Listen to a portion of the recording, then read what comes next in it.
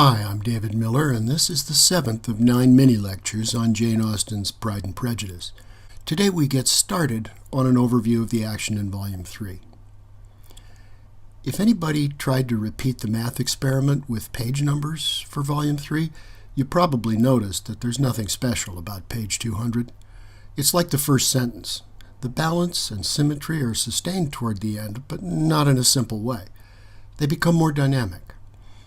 The mini-lectures on Volume 3 will also resemble that famous opening sentence in that we'll pick up speed at the close. The last 3 videos will be shorter.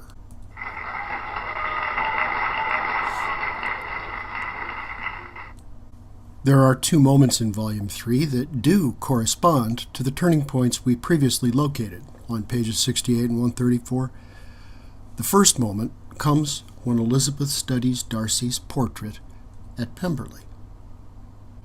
Remember what he had said to her when they danced at Netherfield? "I could wish, Miss Bennet, that you were not to sketch my character at the present moment, as there is reason to fear that the performance would reflect no credit on either." That was the closing chapter of Volume 1. Now, in the first chapter of Volume 3, we're told that Elizabeth stood several minutes before the picture in earnest contemplation, feeling a more gentle sensation towards the original than she ever has before. The finished portrait recalls that mistaken sketch, but transforms it. The second moment that corresponds to an earlier turning point comes at the end of Volume 3, when Darcy repeats his proposal and Elizabeth accepts him, reversing her earlier rejection of him at the novel's midpoint.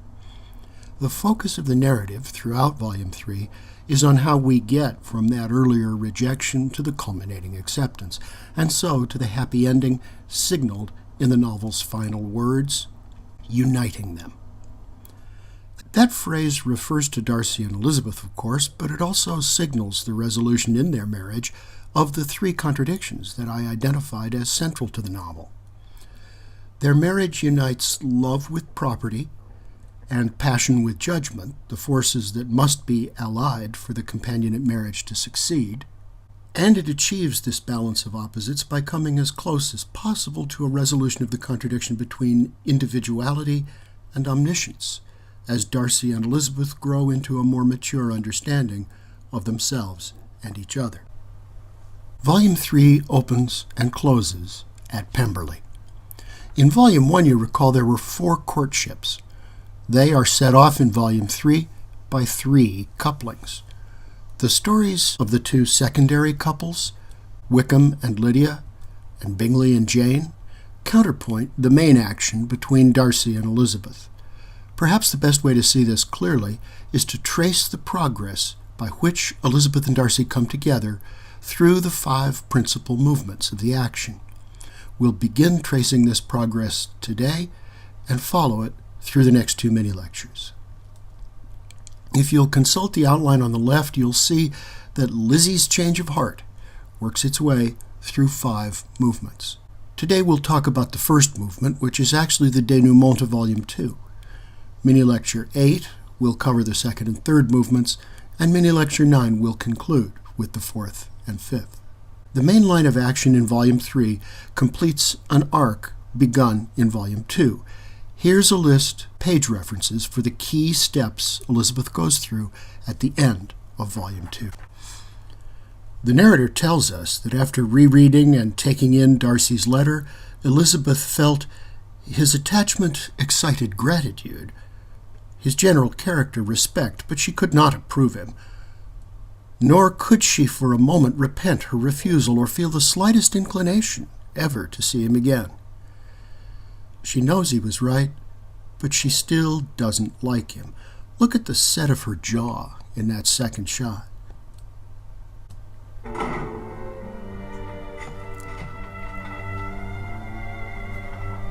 As to my objections to the marriage, the situation of your family, though objectionable, was nothing in comparison with the total want of propriety so frequently betrayed by your mother, your younger sisters, and even occasionally your father.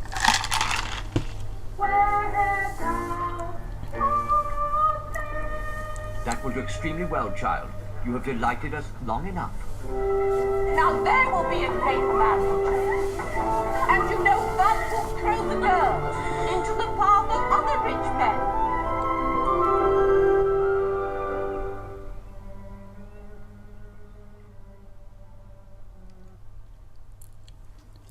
This is a benchmark against which we can measure not just the change in her opinion of Darcy, which has already begun now that his general character excites respect, but the crucial transformation in her feelings toward him that has yet to begin. First, there is the conversation with Jane in which Lizzie defends Darcy and blames Wickham. Then the conversation I discussed last time, in which she asks her father not to let Lydia go to Brighton. Remember I said that Elizabeth has changed her style and is starting to sound like Darcy's letter? This means she's begun to internalize the letter, incorporating Darcy's style into her own the way she had once done with Mr. Bennet's. It makes perfect sense that this process of internalizing the letter should lead Elizabeth to reassess her father more critically. For as she takes in Darcy's point of view, she starts to gain distance on her father's. In effect, she is choosing Darcy as a substitute father, just as the wife in a patriarchal family is expected to do. Next time, we'll look at the opening movement of Volume 3 to see how this reassessment develops when Elizabeth visits Darcy's estate at Pembroke.